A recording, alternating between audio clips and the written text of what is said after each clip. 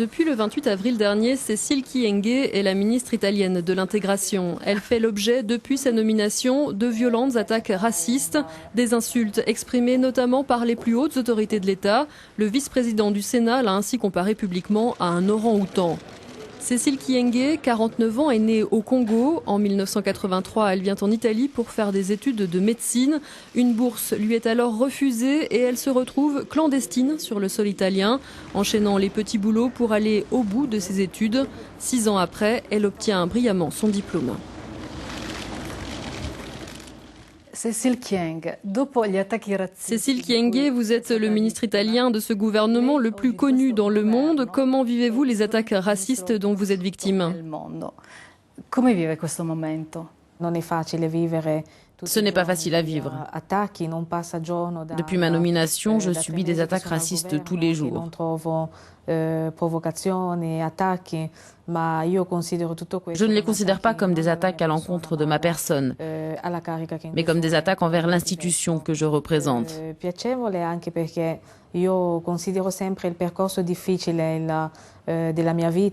En même temps, c'est une expérience importante. J'ai toujours en tête le parcours difficile de ma vie jusque-là. Et mon objectif est toujours le même, aider les autres. Vous avez choisi l'Italie parce que c'est un pays que vous aimez. En tant que ministre, avez-vous découvert une Italie arriérée, vieillotte? Beaucoup de choses qui sont en train de se passer aujourd'hui ne sont pas dues au fait que l'Italie est raciste, mais l'Italie vit actuellement le changement.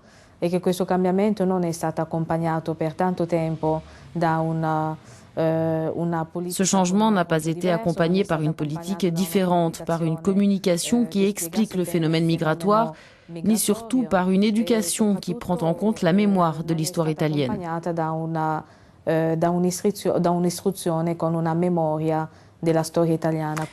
Vous avez reçu le plein appui du gouvernement, un soutien total du Premier ministre Letta et du président Napolitano. Vous vous attendiez à plus? Il est difficile de répondre à cette question. C'est la première fois que l'Italie a un ministre d'origine étrangère. C'est la première fois que l'Italie est confrontée à cette problématique. Vous auriez voulu la démission du vice-président du Sénat? Ce n'est pas à moi de le demander. Ce n'est pas de ma compétence. Cécile Kyenge, en tant que personne, aurait voulu cette démission, pas la ministre, la personne. J'aurais voulu... Finalement, c'était à lui de prendre cette décision. Personne ne devait lui imposer ça. Le changement commence comme ça. Il faut que chacun d'entre nous prenne position et soit capable de faire marche arrière. Les Italiens sont racistes? Il y en a, mais tout le monde n'est pas raciste. Autrement, je n'aurais pas eu la possibilité de réaliser ce parcours d'intégration. Vous avez regretté d'avoir accepté le poste de ministre? Non, jamais. Même pas un instant. Vous n'avez jamais pensé à quitter le gouvernement? Non, il y a toujours quelqu'un qui doit ouvrir la voie. Ma personne ne doit pas passer avant la cause. Mais la cause mérite tous les sacrifices, y compris la négation de moi-même. Votre nomination a une valeur symbolique très importante. Le risque est de la voir rester seulement symbolique. Votre ministère est un ministère sans portefeuille. Pensez-vous que cela peut être un obstacle étant donné les moyens limités mis à votre disposition? Non, je pense que parfois les changements peuvent se faire avec peu de ressources. Parfois, vous pouvez obtenir des changements avec une bonne mise en marche d'un travail interministériel. Vos priorités, ce sont le droit à la nationalité italienne pour les enfants d'immigrés nés en Italie et l'abrogation du délit d'immigration clandestine.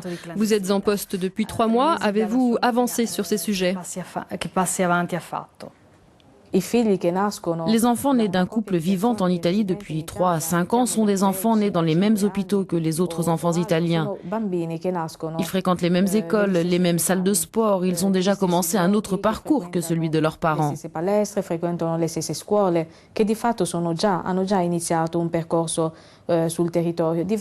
Il s'agit d'un accès facilité à la citoyenneté. Et c'est sur cette question que le gouvernement travaille aujourd'hui. Il y a presque 20 projets de loi présentés au niveau ministériel. Mon ministère a travaillé à la simplification de la procédure administrative d'obtention de la nationalité.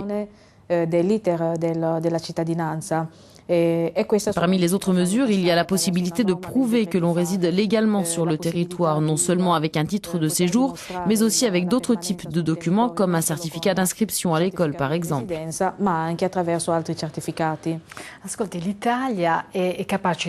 L'Italie est capable de gestes de grande générosité et en même temps, les politiques d'immigration italiennes font souvent l'objet de vives critiques et de plaintes au niveau européen. Quel est, selon vous, le vrai visage de l'Italie ? Molto dura. Qual è il volto vero dell'Italia? L'Italie en ce moment essaye de changer le visage de sa politique migratoire grâce aussi à l'approche avec laquelle mon ministère est en train de régler certains problèmes. Le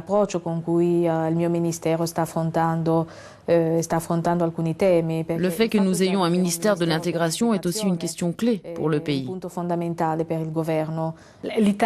L'Italie gère seule le flux de l'immigration clandestine et l'absence de l'Union européenne, d'une politique européenne de l'immigration, se fait vraiment sentir ?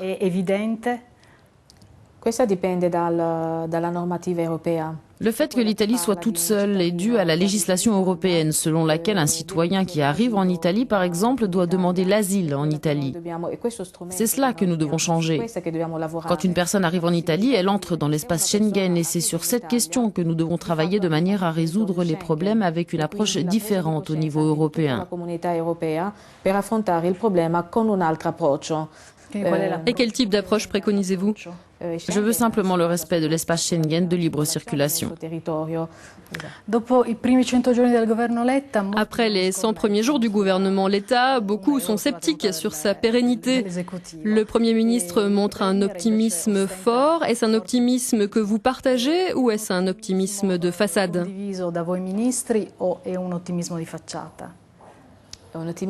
Oui, nous partageons cet optimisme. Certains pensaient même que nous ne tiendrions pas 100 jours. Nous avons aujourd'hui dépassé les 100 jours et c'est un pas important.